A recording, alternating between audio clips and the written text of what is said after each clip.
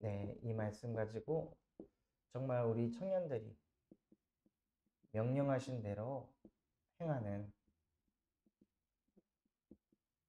청년이 되길 바랍니다.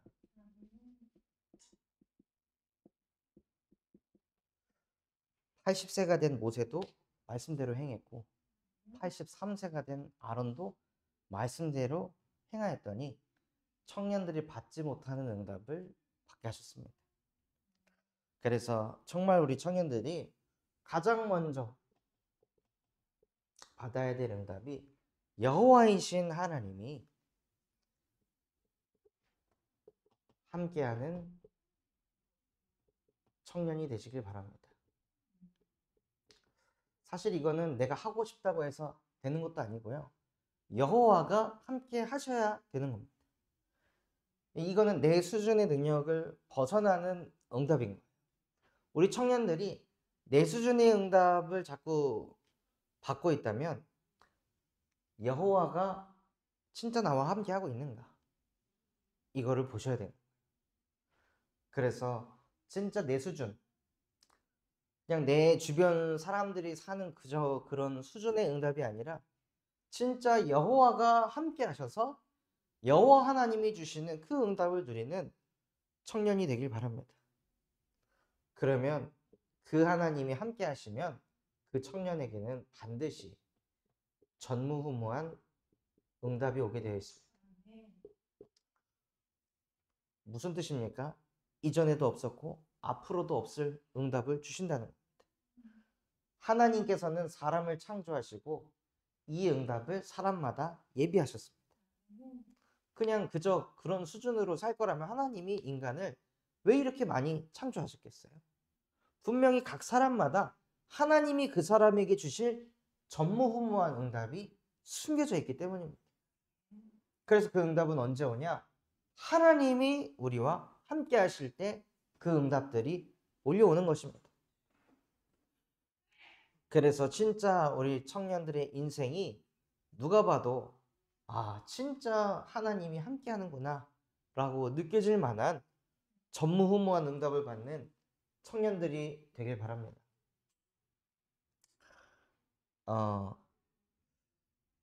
저는 가만히 있는데요. 자꾸 하나님께서 응답을 주시더라고요. 어떤 사람들은 세계복음화 신문에 자기 교회 내려고 매달 돈을 줘요. 우리 교회 홍보해달라. 근데 우리는 가만히 있는데 글을 써주겠다고 부탁을 해야 하니까. 그게 하나님이 우리 군산 청소만 교회에 함께 하니까 오는 응답인 거죠. 우리 청년들은 그런 응답을 누리면서 살아야 됩니다. 그러기 위해서 진짜 청년의 망대가 세워지면 그 청년은 어떤 청년이 되냐면요. 지혜 있는 청년의 삶을 삽니다.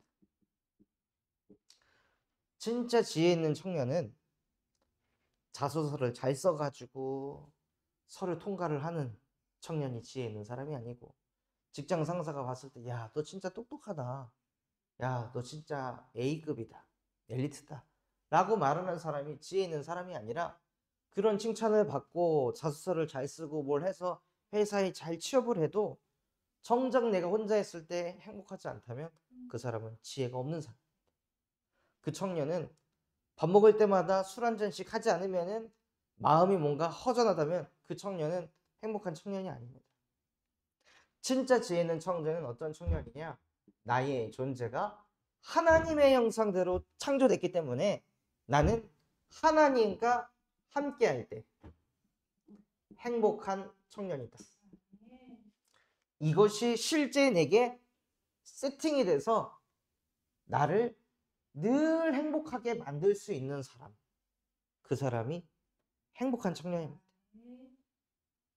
일과를 마치고 침대에 누워서 넷플릭스를 틀어가지고 아무 생각 없이 드라마를 볼 때 행복한 게 아니라 사람은 하나님의 말씀을 다시 읽고 다시 써보고 다시 묵상하고 읊조려 볼 때 그런데 그 말씀이 이상하게 생기가 돼서 내 영혼 속에 들어와서 나도 모르게 내 영이 생기가 돌 때 나도 모르게 표정이 펴지고 나도 모르게 눈빛이 맑아지고 나도 모르게 다른 사람들에게 활력을 불어넣을 수 있는 힘이 생기는 그 비밀을 가지고 있는 사람이 지혜 있는 청년입니다.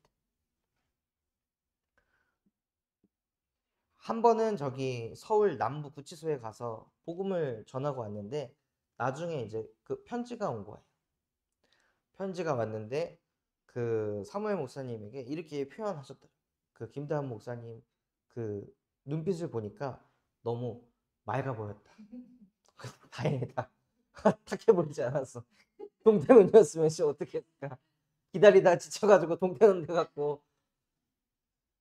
근데 거기에서도 감사한 게 계속 기다리면서 말씀을 묵상하고 하나님이 어떻게 이 사람을 살리길 원하실까 이걸 가지고 계속 기도하니까 저도 모르게 생기가 들어가고 힘이 생기니까 그게 전달되는 거예요. 거기는 구치소라 딱 10분만 나거든요. 10분 만나는데 이제 사무엘 목사님하고도 오랜만에 만나가지고 서로 이제 막 회포를 푸시느라고 제 기회가 안 오는 거예요.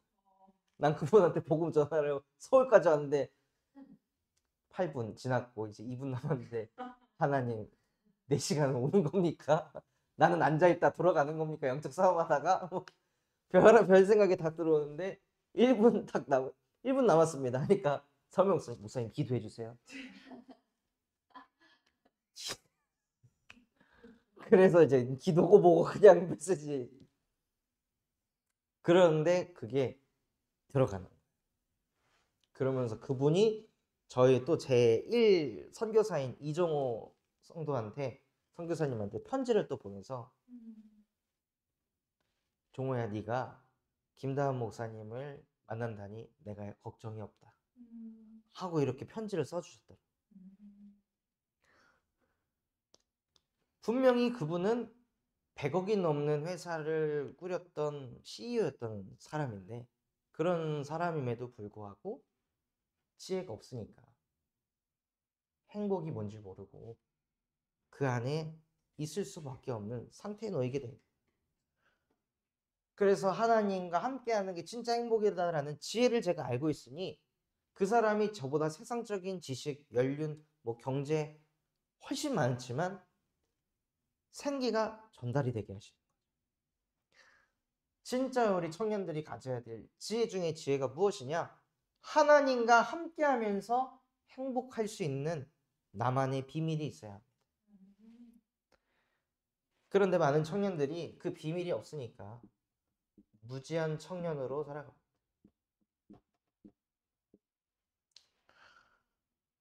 진짜 무지한 청년이 누구냐?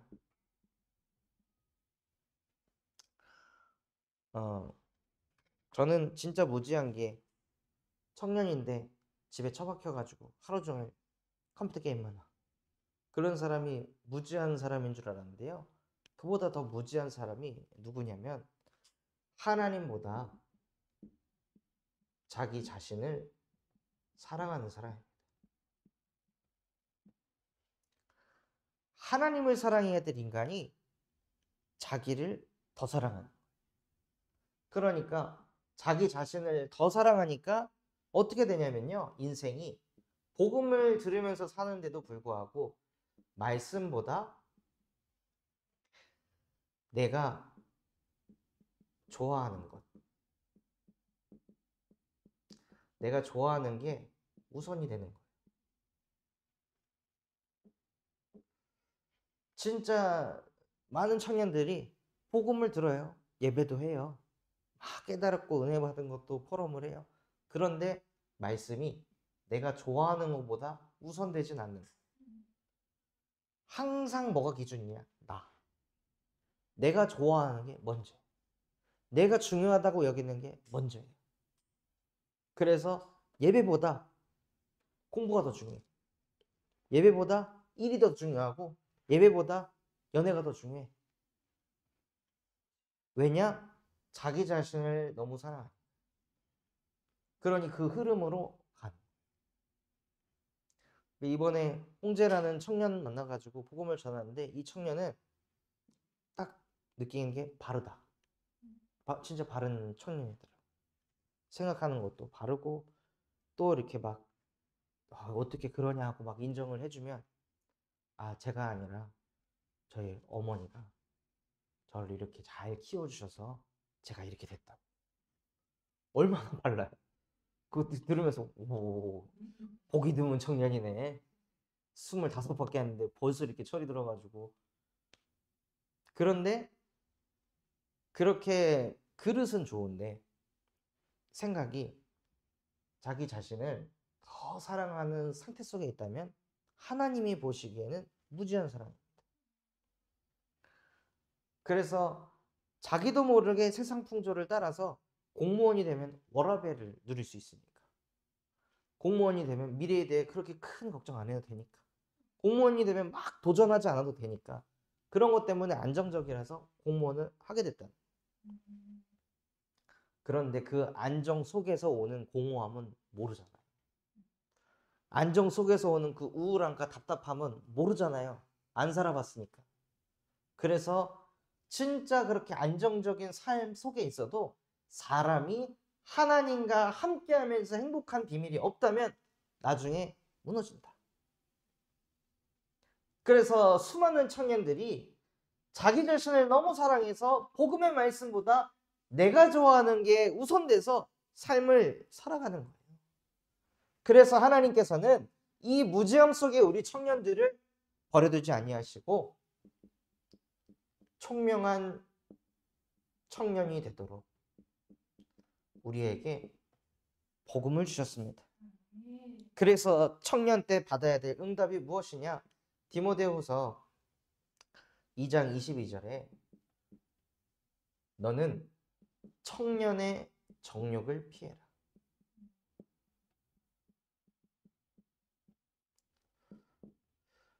청년의 정욕을 따르는 것을 피하고 오직 주를 깨끗한 마음으로 따르는 자들과 함께 화평함을 누려라. 그래서 이 대청부가 중요한 것입니다. 바깥 세상에 있는 우리 청년들은 다 청년의 정욕을 따라갑니다. 그게 맞다고 생각합니다. 옳다고 생각합니다. 그게 없으면은 생각 없는 사람처럼 취급받기도 합니다.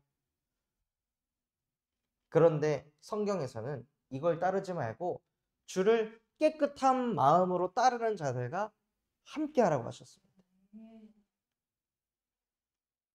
그것을 하기 위해서는요. 갈라디아서 5장 24절에 우리의 육체의 정욕과 탐심을 십자가에 못 박았느니라. 예수께서 십자가에 못 박혀 죽으신 것은 예수 본인이 죽은 것이 아니라 우리의 정욕과 탐심을 끌어당겨서 십자가에 못 박고 끝내버리셨다. 우리가 왜 시험 들고 왜 상처받아요? 다 이것 때문이잖아요. 청년이 가지고 있는 정욕 때문에. 이 사람에 대한 인정, 또 세상에 대한 인정, 이런 거를 내가 내려놓지 못하고 계속 거기에 집중하고 있으니까 우리도 모르게 그것 때문에 시험 들고 상처받고 서운해하고 섭섭해하고 불안해하고 두려워하는 마음이 끊임없이 찾아오는 거예요. 그래서 이 청년의 정욕을 어떤 청년도 끊어내지 못하니까 그리스도께서 그 정욕을 십자가에 못 박고 끝내버리셨습니다. 그래서 우리는 예수만이 그리스도이시며 살아계신 하나님의 아들이십니다. 라고 믿고 고백하면서 사는 총명한 청년입니다. 아무리 절에 가서 템플 스테이를 하고 무건 수행을 하고 108배를 하고 번뇌를 없애고 해도요. 템플 스테이에서 나오면 다시 원래로 가는 거예요. 우리는 그 공간이 아니라 영이신 하나님과 늘 24시 함께하면서 참 행복을 누릴 수 있는 지혜 있는 청년이 되시길 바랍니다. 그래서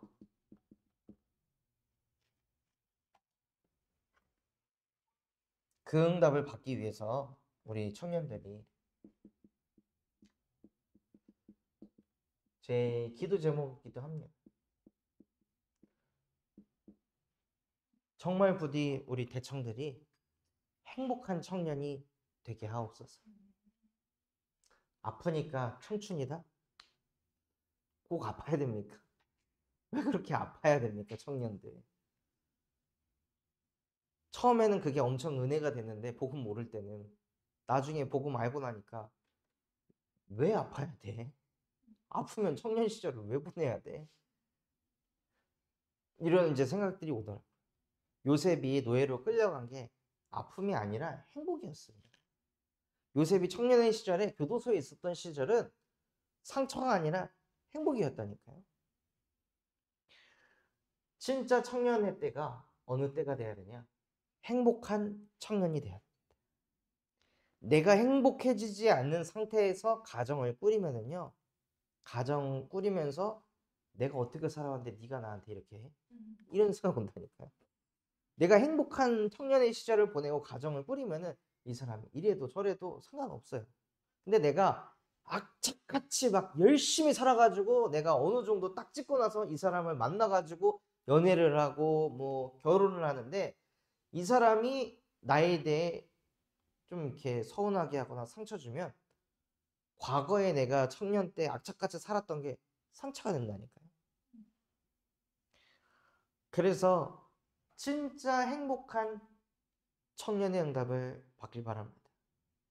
그러기 위해서는 행복한 시간을 가져야 돼요. 마태복음 6장 6절에 너는 너 혼자 골방으로 들어가서 혼자 기도해라. 가장 행복한 시간이 언제냐? 나 혼자 하나님을 만나는 겁니다. 지금은 여러 명이 하나님을 만납니다. 이때 말고 나 혼자 하나님을 만나는 시간. 그때 진짜 행복합니다. 그때 진짜 평안하고 그때 말할 수 없는 힘이 생깁니다. 그 행복한 시간을 가져야 행복한 현장이 되는 거예요. 현장 때문에 내가 불행하다고 혹시 생각하는 청년이 있습니까? 이런 직장을 다니니까 내가 시달리지라고 생각하는 청년이 있습니까? 죄송하지만 딴 곳 가도 시달릴 겁니다. 이 상사 만나가지고 내가 스트레스 받는다고 생각합니까? 이 상사 나가고 딴 상사 오면 그 상사 때문에 시달립니다. 하나님은 우리에게 시달림을 주는 게 아니라 나를 힘들게 하는 사람이 옆에 있다 할지라도 그것이 영향이 오지 않을 만큼 행복을 갖길 원하십니다. 그것조차도 좌지우지할 수 있을 만큼 힘을 가진 사람이 되길 원하십니다. 그래서 복음으로 진짜 행복한 시간을 갖게 돼서 하나님이 나와 함께 하심이 딱 믿어지면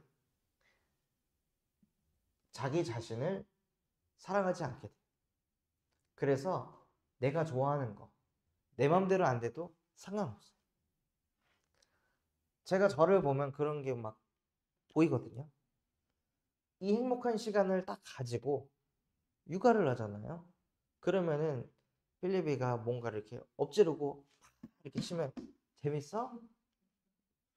필리비 물놀이 하는 거야? 이런 시선이. 행복한 시간 안 갖잖아요. 그만해.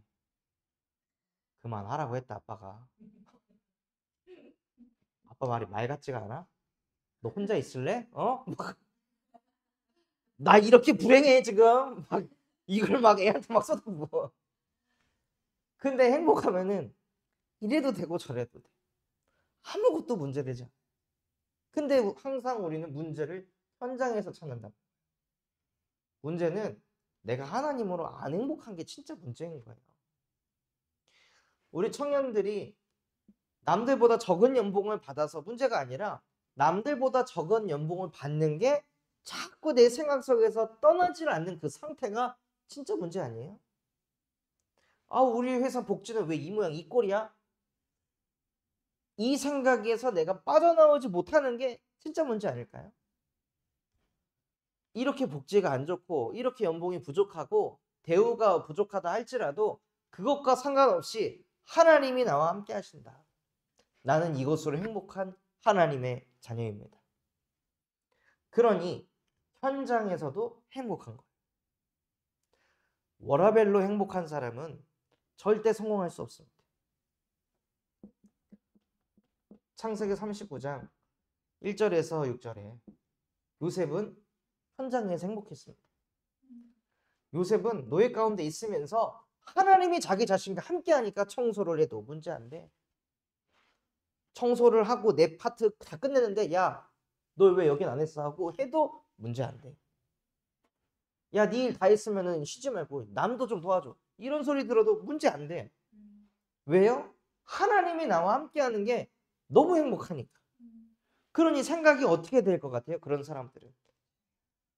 아, 그래, 하나님이 나와 함께 하니까 감사해야지. 이게 아니라 오는 메시지가 달라요.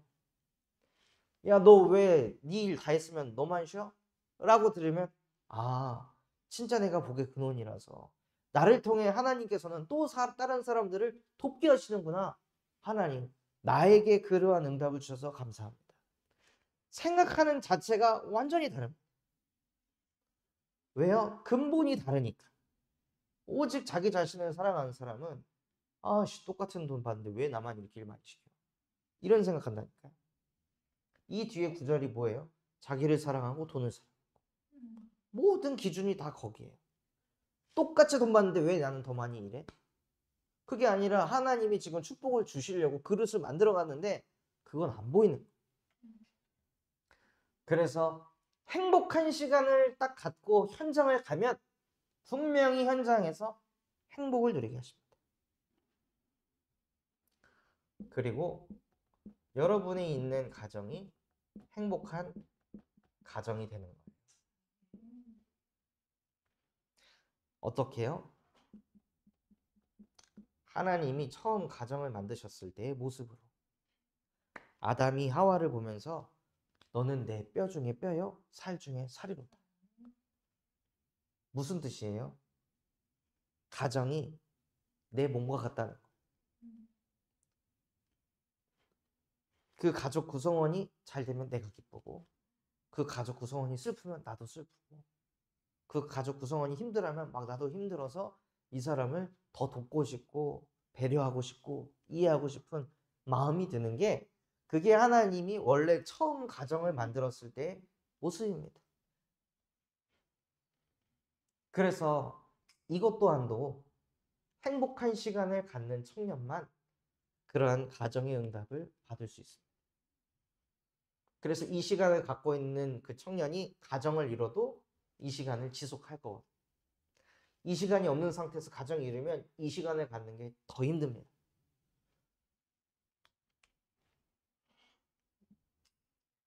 그래서 진짜 우리 청년들이 행복했으면 좋겠습니다. 그래서 그 행복한 세팅이 내 안에 되어지면 명령하신 대로 행하는 청년이 되게 하십니다.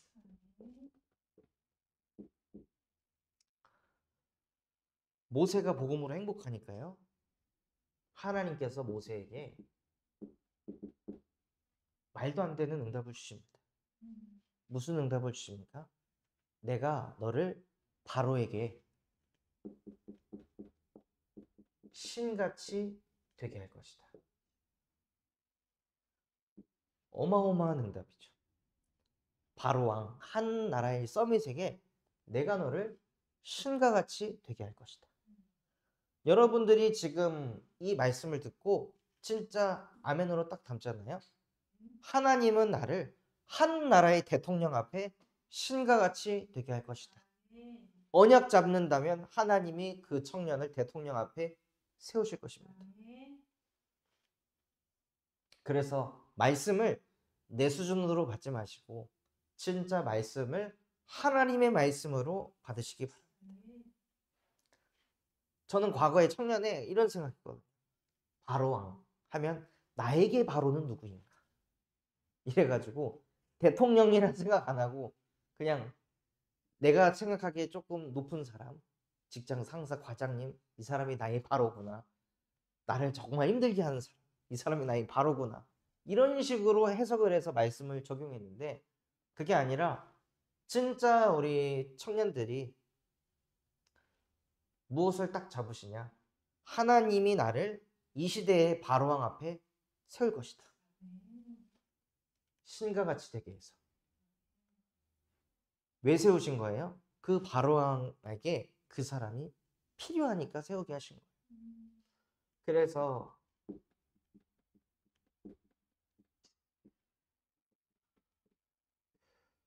하나님께서 우리 청년들을 어느 날 서밋 앞에 서게 하실 줄 믿습니다.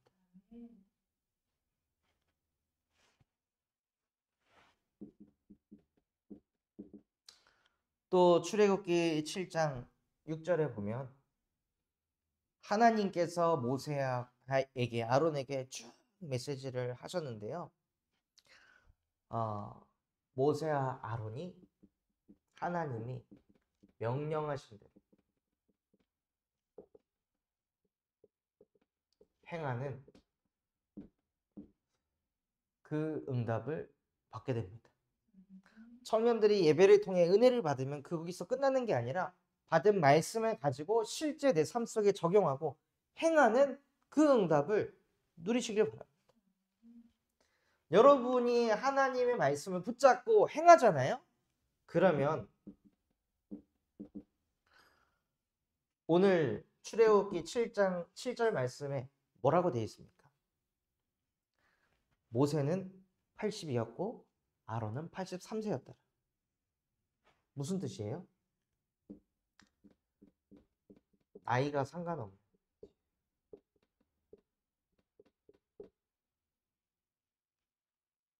여러분이 늦었다고 생각하지만 절대 늦지 않는 그런 응답을 하나님께서 주신다.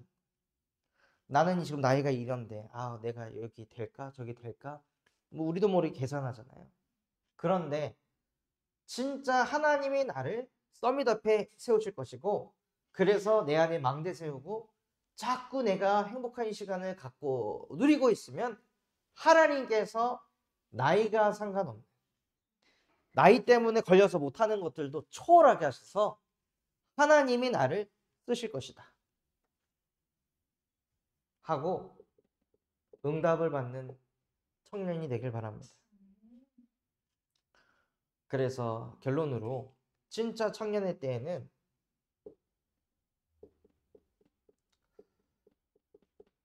나만의 묵상 시스템이 있어야 합니다. 그래서 내가 뭐 대청부 예배나 주일 강단이나 또 내 마음에 담게 하신 성경 말씀을 가지고 다시 묵상하면서 뭘 얻어야 되냐면 이 속에서 여러분이 깨달음을 얻어야 돼요. 그걸 보고 은혜라고 합니다. 은혜 받았다 라는 것은 말씀을 읽고 묵상하면서 깨닫는 그 깨달음을 가지고 무엇하냐? 내 삶에 적용을 하는 겁니다. 그 사람이 총명한 사람입니다. 말씀을 막 많이 알아가지고 남에게 막 설명 잘하는 사람 말고 실제 그대로 사는 사람. 그 익산에 한 그 중직자 부부가 계세요. 근데 이제 사역을 한번 해보니까 이 여자분이 그 현장에서 있었던 답답한 부분들을 막 이렇게 포럼을 했어요. 그러니까는 그 남편분이 아니 당신이 그거를 그렇게 막 마음 아파할 게 아니라 그거를 하나님께 맡기면 돼. 하나님께 맡기면 하나님이 그 마음 풀어주신다니까. 당신이 그걸 다 가지고 있으니까 그렇게 힘든 거지 하고 막 얘기를 해요. 그때 그 듣는 와이프의 표정이 니나 잘해 씨 이런 표정으로 목사님 앞이어가지고 말대꾸도 못하겠고 막 꾹꾹 참으면서 막 네 막 그러고 있더라고. 왜냐면 그 남편분도 못 누려본 거 적용은 안 하고 그냥 아는 거 가지고 얘기하니까 역사가 안 일어나. 그래서 우리 청년들은 정말 포럼자라는 말쟁이가 되는 것이 아니라 실제 묵상하면서 깨달은 것을 내 삶 속에 적용할 줄 아는 총명한 자가 되기 바랍니다. 그래서 우리의 포럼도 갱신이 자꾸 돼야 됩니다.